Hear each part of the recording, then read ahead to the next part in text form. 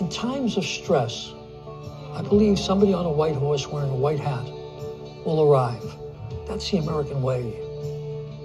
Life's pretty tough. Life can be pretty fucking tough. And you need your heroes, man. Hey everyone, this is Alan. Welcome to my channel, Kindred Souls of Brooklyn. And folks, one of the most interesting things about having a birthday on December 24th is that you kind of get a lot of gift cards and a lot of presents like all at once. So I had a gift card for Amazon recently and hadn't used it. So I was thinking about what my favorite toy was when I was a kid. And it absolutely positively was the Evel Knievel Stunt Cycle. So I ended up buying one off of Amazon. Same one that I had as a kid. So I'm going to do an unboxing. But before I do the unboxing, I'm going to do something interesting. I'm going to show you some of the jumps that I did with this thing, which was really cool. I did it the other day and figured kind of a reverse thing, because usually you get the unboxing thing and it's kind of a little boring, the unboxing there. So I'm going to show you the jumps first and the unboxing second. So I hope you enjoy it. This is a fantastic toy, my utmost favorite toy from when I was a kid. I'm shocked I never got one from Matt. One thing I deprived him of, unfortunately, but if he's up there watching now, hopefully he'll enjoy this too. So stay tuned. The Evel Knievel Stunt Cycle, first the jumps, then the unboxing.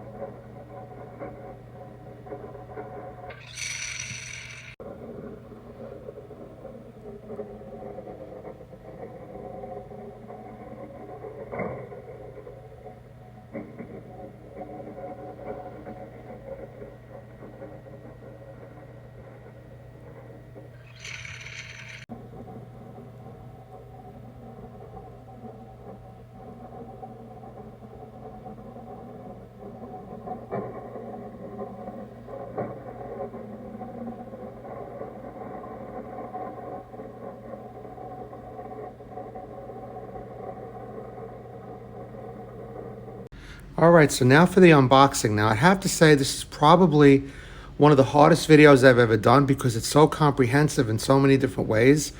The old box, which if you would have bought it in the 70s, I was born in 1965, and the Ideal Company went out of business in 1997. So I want to tell you more about the Ideal Company because it's actually a company. It was a company that formed the teddy bear. So teddy bear was created in Brooklyn. And there's a whole story behind that, but I want to do the unboxing on this one. As I say, it's been a difficult video because I'm actually filming it out of sequence because I've thought about this for weeks of how I'm going to do it, but let me show you the unboxing first. So first off, they've kept all the specs from the original box. Now, the instructions are on the back of this box. So let me pull this out and show this to you. So initially, when you take it out of the box, it comes with this white box right here. This is what they call the Energizer. And again, reason why this was such a hard video, because Evel Knievel was the man in terms of popularity in the 70s. I mean, of course, he's still very popular, but when you grow up, he was in his prime then. And when I grew up, and this is this symbol here, the number one that he had. This was just synonymous with the Harley Davidson brand and things. So let's open this box up. So when you open the box, you have the Evel Knievel figure, which comes with the helmet.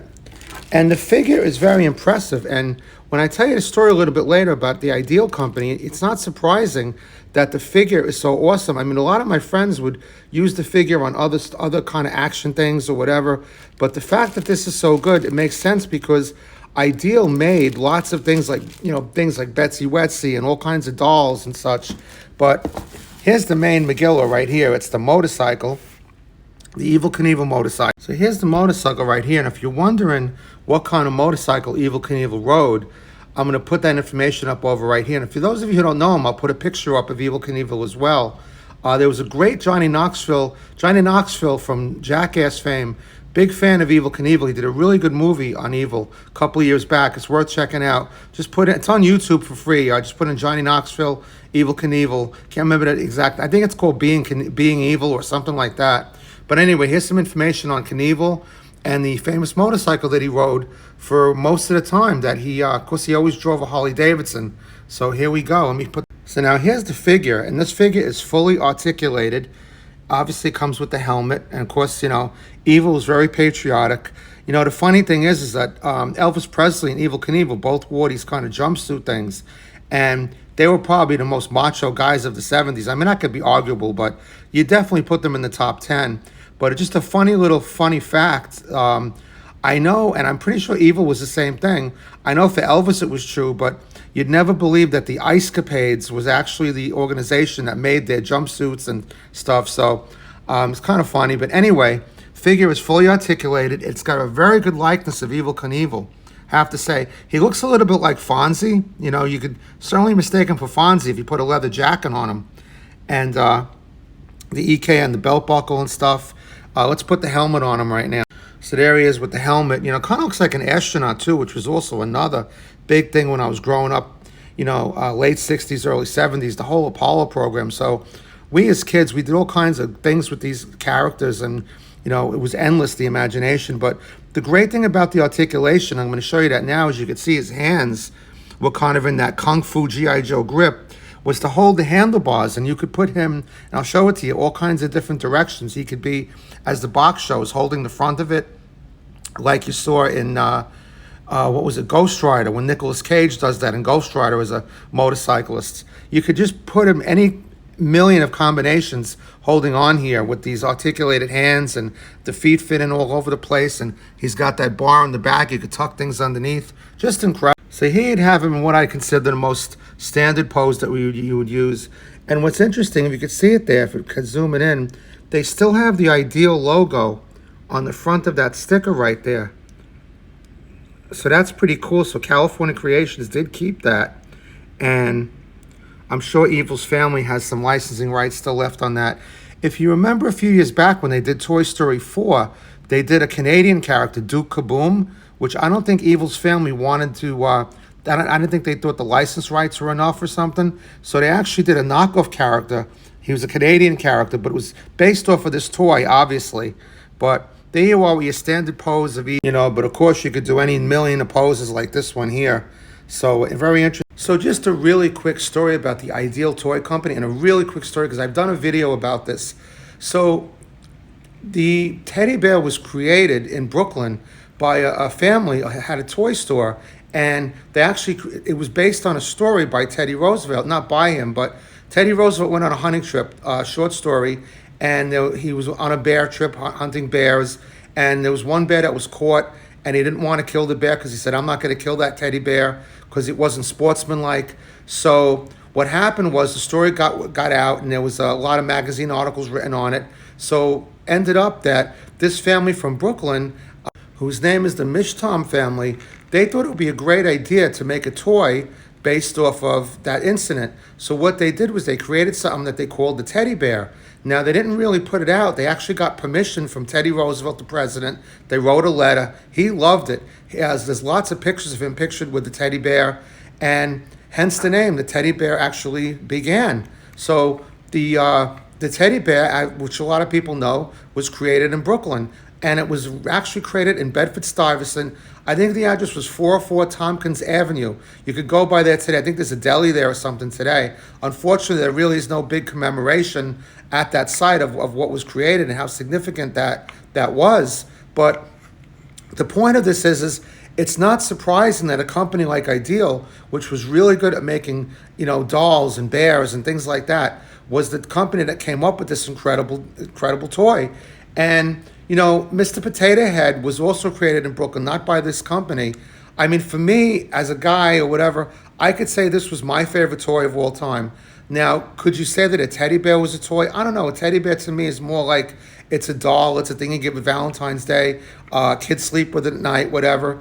I don't know if I'd call it a toy. I think I'd call it more of a doll or something. So in my book, and again, you guys can differ with me.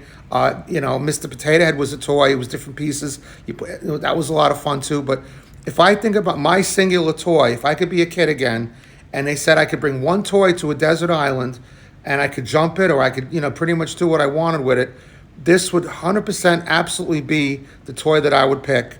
So that's my feeling on it. And I actually did a video on the teddy bear. So if you want to look on my channel, just look up, Kindred Souls of Brooklyn, the teddy bear, and you'll find the whole story of that big story about the teddy bear and about it being created in Brooklyn. But Evel Knievel, a lot of people don't know, this whole Evel Knievel Stunt Cycle thing was created in Brooklyn. The company later moved to Queens. They went out of business in 1997. I don't really know the technical jargon right now in terms of who technically owns it, whether it's this California company or how many rights that Evel Knievel's family retains. But the company came out with a ton of toys, and I'm going to have to do another video to do some of those toys that they've done, because it's many, many toys. But in my feeling, this was the epitome of the toy, and especially when I was growing up, because like I said, he was in his prime. It could be like getting an Elvis thing or listening to an Elvis record in the 50s or 60s or 70s even. And just incredible. All right, so then you snap it right in place. You got to be careful when you snap it. It's actually very durable, but you follow the instructions on the back. It's kind of one of those things that feels like it's not going to really fit in there, but it does, because it's meant to be tight. And obviously, it's working when you're going to move this crank on the side and see the wheel is moving. So that's the idea, that you got it in the correct spot. And now you're ready to go. All you do is you slide it. It's kind of like extra handle, little foot bars on there. You slide it through the back. No mistake in how to do it. You lock it up nice and tight. And after a few times of trying it, you have to rev it on this side right here while kind of holding the bike. If you don't hold the bike, it's not going to go too far. So it's going to sound like a buzzsaw when you rev it up. So you can rev it up endlessly, and the harder you rev it up, the farther it's going to go, the higher it's going to go. So it's kind of a thing, after you do it 2 or 3, 4 times, you'll have it down pat, and you'll be doing those stunts and tricks like there's no tomorrow. So Evel Knievel is ready to go. So I hope you enjoyed that video on the Stunt Cycle and Evel Knievel, my favorite toy from when I was a kid. It's super awesome. Oh, and I'll put up over here, I actually got this on Amazon for $59.95 delivered. So you might be able to find it cheaper, I don't know, but Amazon's a pretty cool outfit. And, I know you're not going to return it, because this is just one heck of a cool toy.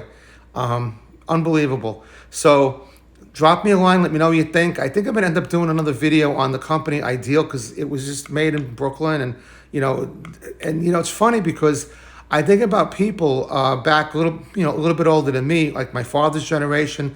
They would always say the word Ideal, and I'm wondering if they said that a lot because that was the toy company that was started in Brooklyn, and their toys were Ideal. It was just fantastic ideas on the toys.